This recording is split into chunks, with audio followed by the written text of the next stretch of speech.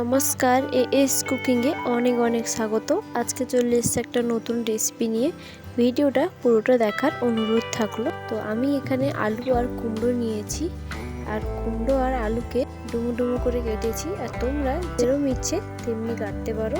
আমি এখানে এরকম কেটেছি বলে তোমাদেরকে যে কাটতে হবে তেমন কোনো কথা নেই। আর এখানে আমি পুঁই শাক নিয়েছি আর কিছু বড়ি নিয়েছি, 8 থেকে 9 কোয়া বড়ি নিয়েছি। চলো এবার রান্নাটা আমি শুরু করি। এখানে আমি কড়াইটা বসিয়ে দিয়েছি আর কড়াইটা গরমও হয়ে গেছে। এবার আমি কড়াইতে তেল দিয়ে দিচ্ছি, 4 থেকে 5 চামচ মতো তেল দিচ্ছি, সরষা তেল। তোমরা চাইলে সাদা তেলে রান্নাটা করতে পারো, আমি এখানে সরষা তেল দিয়ে করছি। তেলটা গরম হয়ে গেছে, এখানে বড়িগুলো দিয়ে দিচ্ছি, ভেজে নিব বড়িগুলো। আঁচটা কিন্তু হালকা রাখতে হবে, নাহলে বড়িগুলো পুড়ে যাবে। আমার চ্যানেল এখনও সাবস্ক্রাইব করা না থাকলে চ্যানেলটি সাবস্ক্রাইব করার অনুরোধ থাকলো, আর একটি লাইক করতে ভুলুন না কিন্তু। একটু সময় নিয়ে বড়িগুলো ভেজে নিব। বড়িগুলো ভাজা হয়ে গেছে, লাল লাল করে ভেজে নিয়েছি। এবার বড়িগুলোকে তুলে নিচ্ছি।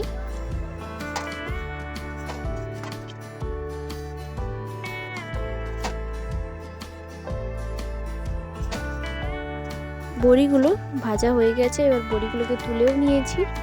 এবার আরও 2 চামচ মতো তেল অ্যাড করেছি।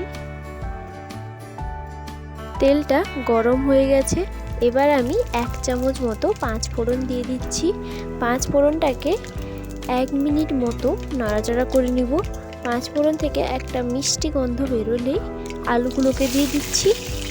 আলুগুলোকে 2 থেকে 3 মিনিট মতো মিডিয়াম আঁচে ভেজে নিব। আলুগুলো সেদ্ধ হতে একটু সময় লাগে, তাই কম আঁচে আলুগুলো ভেজে নিব ফার্স্টে।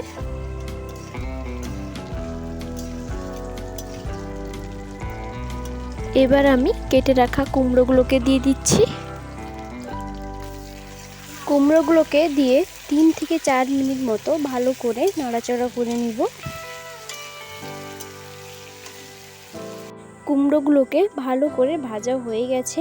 এবার আমি মশলা দিয়ে দিচ্ছি। গুঁড়ো মশলা 1 চামচ, হলুদ গুঁড়ো 1 চামচ, লবণ 2 চামচ, কাশ্মীরি লাল লঙ্কার গুঁড়ো আর সামান্য চিনি দিয়েছি। দিয়ে ভালো করে কষিয়ে নিব। 2 থেকে 3 মিনিট মতো ভালো করে কষিয়ে নিব।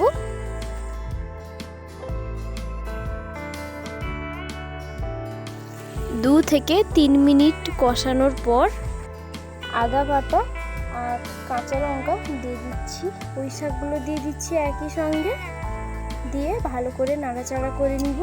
10 থেকে 20 মিনিট মতো ভালো করে নাড়াচাড়া করে নিব।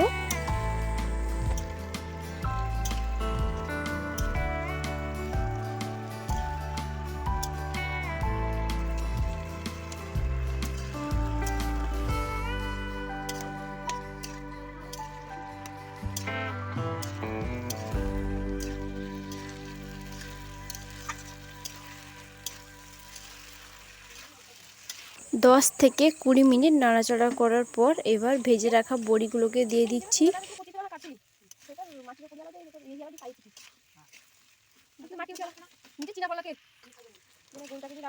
বড়িগুলোকে দিয়ে 3 থেকে 4 মিনিট মতো ভালো করে নাড়াচাড়া করে নিব। এবার ঢাকনা দিয়ে রেখে দিব হালকা আঁচে 10 মিনিট মতো। যদি সবজিটা শুকনো হয়ে যায় তাহলে জল দিতে পারো, আর যেহেতু এখানে শাকের নিজস্ব জল বেরোবে তাই আর আমি এখানে জল দিচ্ছি না। তোমরা চাইলে জলটাও অ্যাড করতে পারো। আমার এখানে প্রায় হয়ে গেছে, জলটা অ্যাড করতে হয়নি। আর আলু আর কুমড়ো ভালো করে সেদ্ধ হয়ে গেছে, তরকারিটা একদম রেডি হয়ে গেছে। আমার রেসিপিটা কেমন লাগলো অবশ্যই জানাবে কমেন্টে। নিরামিষ দিনে এরকম একটা তরকারি খুব তাড়াতাড়ি হয়ে যায় আর খুব কম উপকরণই লাগে। নিরামিষ দিনে থাকলে খাওয়াটা বেশ জমেই যায়। কেমন লাগলো অবশ্যই জানাবে কমেন্টে।